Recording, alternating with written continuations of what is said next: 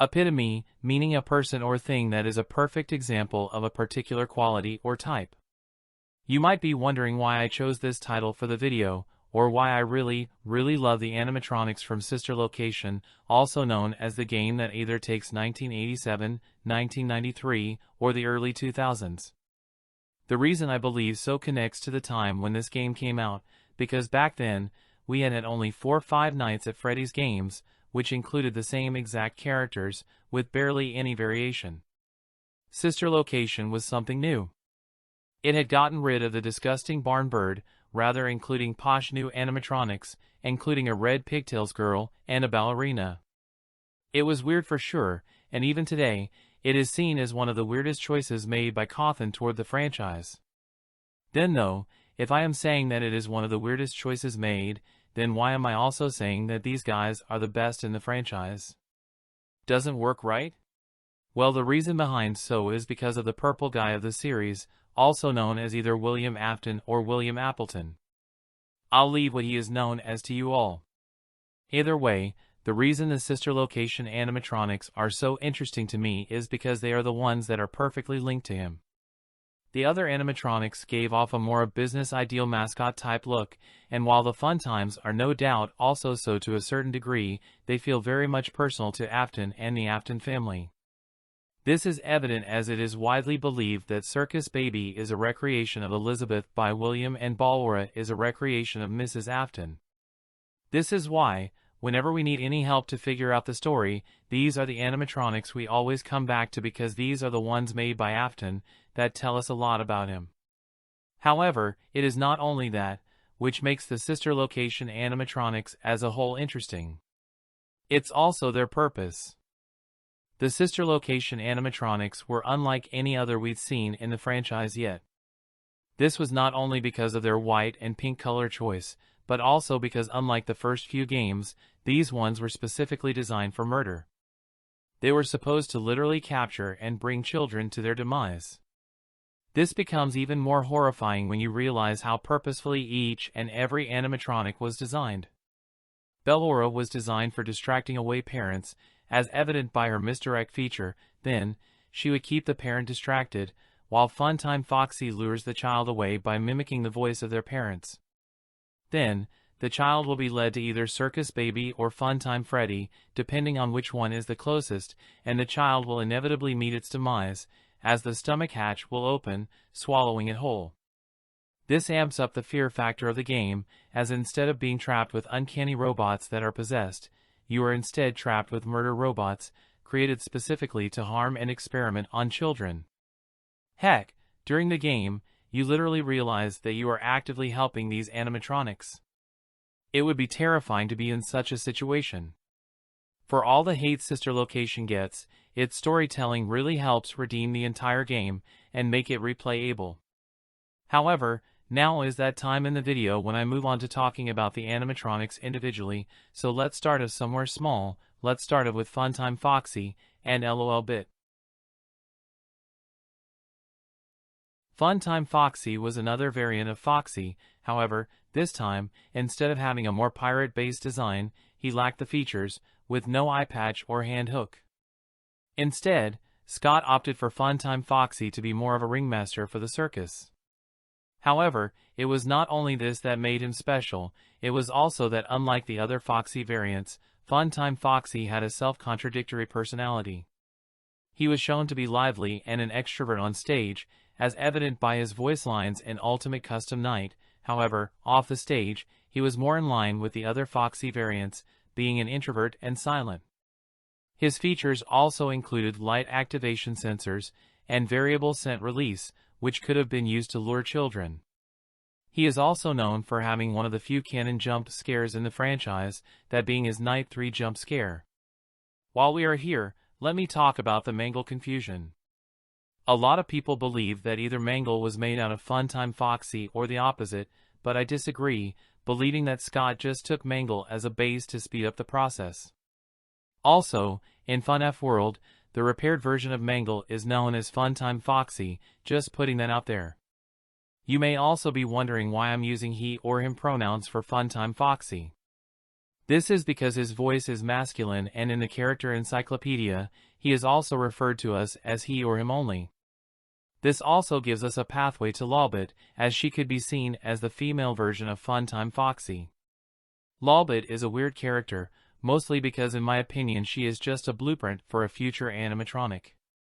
There isn't too much to say here, except for that in my opinion, she has a cooler design than Funtime Foxy. Now, let us move on to someone who is very special to the FNAF fanbase, that being of course, Ballora. Ballora always felt out of place with the other animatronics. It felt almost as if she was a random inclusion. This was because while the other animatronics felt more catered toward children, Ballora felt like something completely random. Out of these animatronics, why put a soft-spoken adult ballerina in the middle, right? Well, that's why in my opinion, Ballora is one of the most mysterious characters in the franchise. No one knows if William built her to be part of merchandise, if he built it in homage of his wife, or if his wife's soul is literally trapped in it. It's genuinely horrifying when you realize how actually terrible the situation is, with or without Mrs. Afton's soul being trapped or not. However, interestingly enough, Ballora actually doesn't have any eyes. She is blind, and uses her hearing to sense you around, as seen in Sister Location. On night 4, Ballora gets scooped, while the player, presumably Michael Afton, is in the Springlock suit. This is where her quote-unquote minions come into play, these being known as the Minirinas. These guys, or should I say girls, are not too much special. They have a mask, which oddly resembles the puppet's mask if anything, and they simply dance around Ballora within the gallery. If anything, they may have been some sort of backup entertainers to accompany Ballora. Either way, interestingly enough, Ballora has the least amount of important features from any animatronics, or at least vital to capturing children.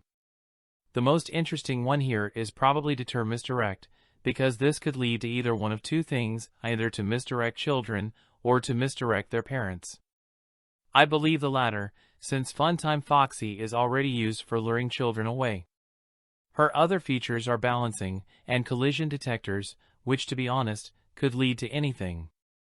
Either way, I feel that we've had quite a bit of a show from Ballora by now, so let's move on to undoubtedly the most insane animatronic in all of this franchise, and that being Funtime Freddy. This goddamn Freddy had gotten too old, it was the same exact thing over and over again. A brown bear with a black hat wasn't cool anymore, so Scott said, screw this design, we'll make Freddy a lot more cooler, and make him the scariest animatronic ever. Then, Scott went like, oh, we need to give this dude more importance, we need to make him a freaking Chad. What do we do now? Oh, let's take Bonnie, and massacre him into making this dude's goddamn right-hand man. Then, let's get a Sigma voice actor to make this dude an undoubtable Chad. Like and subscribe if Funtime Freddy is the best character, or tomorrow, Bon Bon will be your right hand. Either way, jokes aside, Funtime Freddy is seriously just a super awesome character. Whenever Sister Location came out, I and many others thought of Funtime Freddy as just another version of Freddy. However, this guy was different. To be honest, till now, I can't tell what makes Funtime Freddy so charming, he's just that much of a different breed. Kellen Goff is a Sigma for getting this character to where he is. Either way, let's talk about this Chad's personality. You see, unlike other animatronics, who are calm and collected, in my opinion, Funtime Freddy is basically just going insane. This also connects to the remnant injected into him, which then leads us down a pathway to talking about Molten M, Seed I, however that's where I'd like to leave it. Either way, Funtime Freddy's design is also very similar to Funtime Foxy.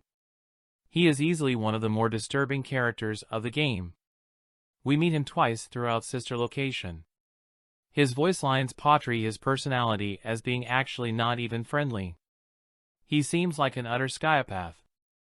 Also, am I digging too much into this, or does it also seem like he is sometimes a bit paranoid, as if he is trying to control over the situation, as he says things such as, well, I see you in the dark.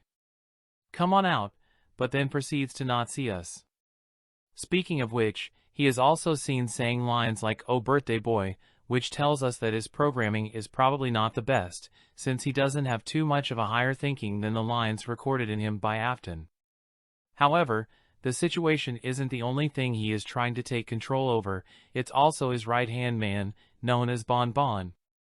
Bon Bon is basically Bonnie, but if he was fully blue and literally on Freddy's right hand.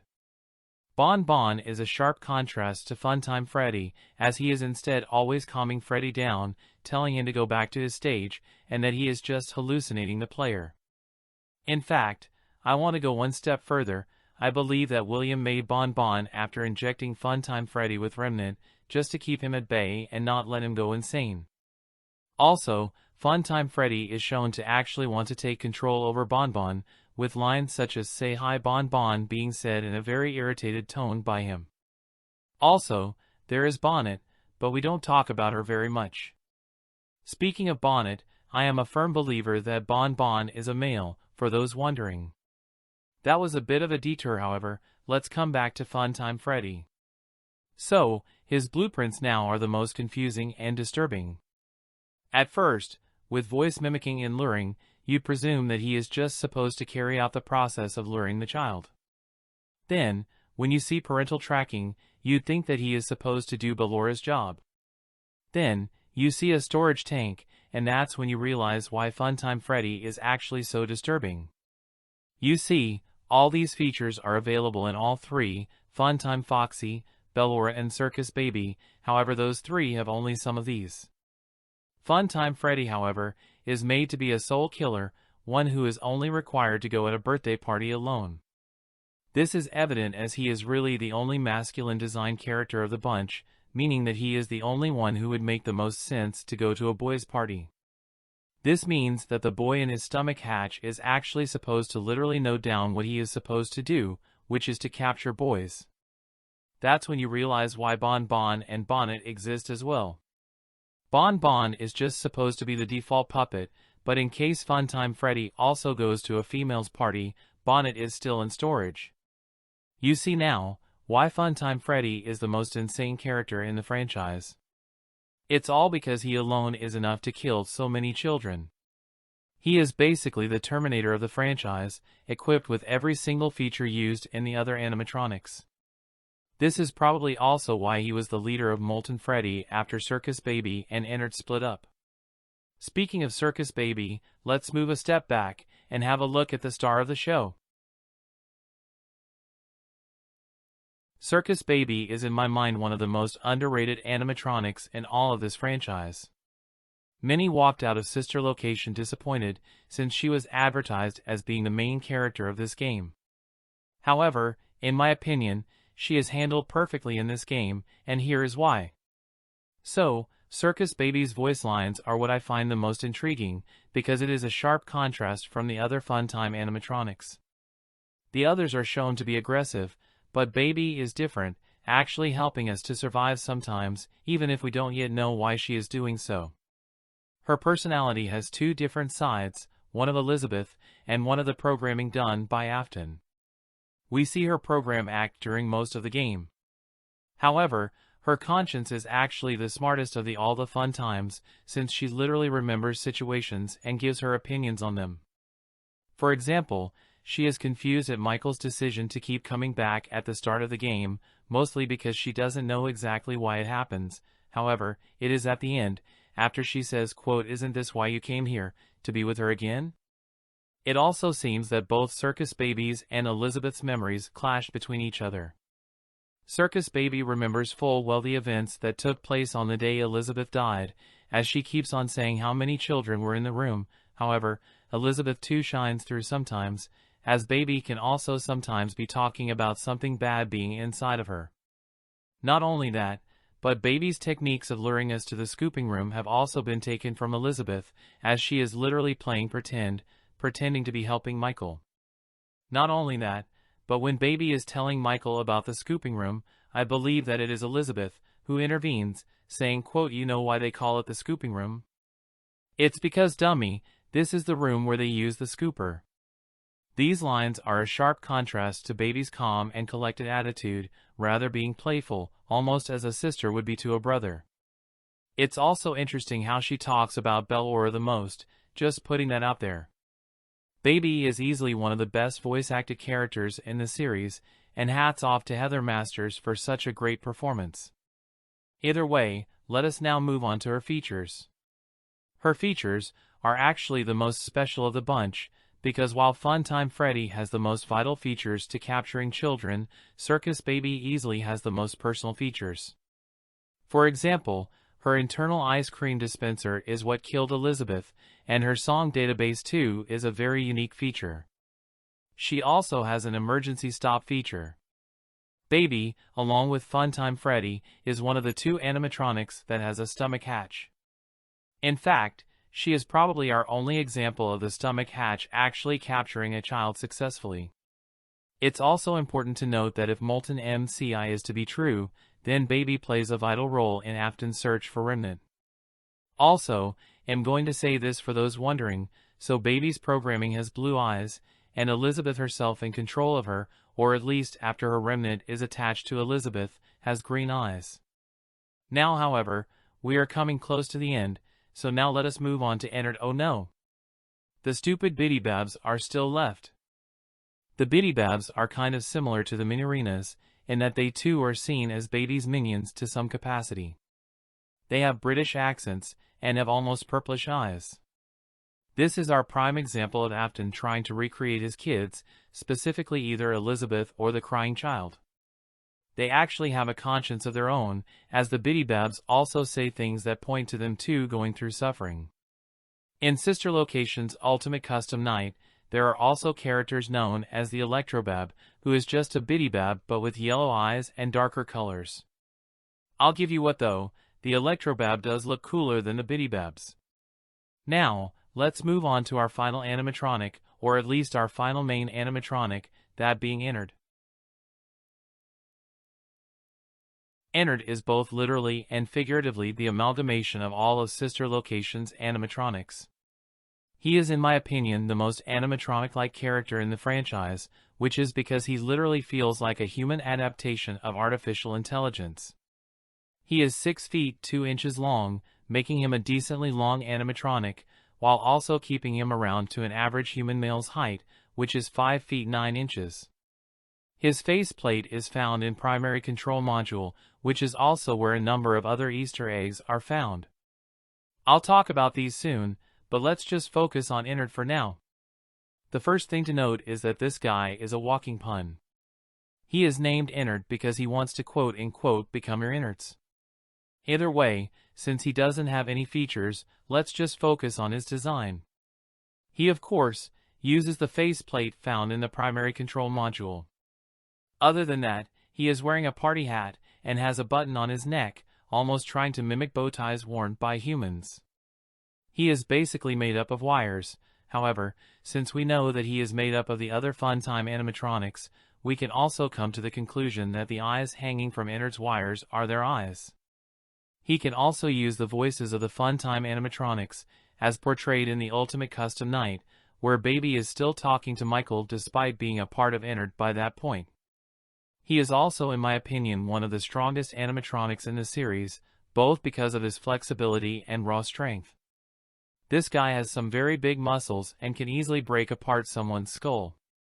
Ennard's ending is left very weirdly vague, because his face is never actually seen ever again, which makes me wonder that whenever Ennard went into Michael, did he just ditch his face or not, because it would make sense if he did, since he no longer needs to pretend to be human, and is literally going inside of a human. He is our final animatronic of the roster, so now, let's move on to some of the Easter eggs. This part will be very short, and I just put this in because I thought that some of you may have been mad for me to not have mentioned these. Let's move on now. There are a couple of Easter eggs found in the Primary Control Module, so I'll go really quickly talking about this. So, Ennard's face could be swapped by Lolbit's head if you've died to Funtime Foxy a number of times. Then, if you've died to Ballora a number of times, a Minarina may show up on the left side of the Primary Control Module. Finally, let's talk about the human heads, which play a vital role, as they tell us that Afton was indeed trying to recreate his family, as the blue eyes represent Michael's brother or the crying child, his sister is represented by the green eyes, and finally, some speculate that the closed eyes represent Mrs. Afton. That's it here. Now let's move on to the final verdict and conclusion. After everything you've seen, I'm sure that your opinions may be a lot more different. I'm sure that you may disagree with me. However, my point still does stand that while Sister Location is in no doubt having multiple flaws to itself, be it the gameplay or replayability, I believe that its story was done right, which in turn means that its animatronics were done right, since, to be honest, the root of a story are characters, so what is a story without any characters, right?